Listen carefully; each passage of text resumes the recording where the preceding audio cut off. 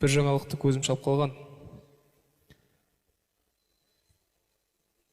Димаш Құдайберген Қытай арқылы бүкіл әлемге танылды деген секілді.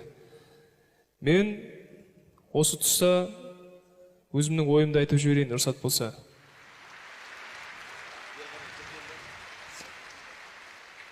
Қытай мемлекетінде өткен айым сеңгір байқауы әрине күллі әлемге менің атымның танылуына үлкен септігін тигізді.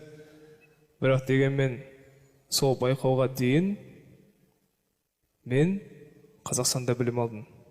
Қазақстанда оқыдым. Қазақтардың арасында тәрбиеленіп өстім.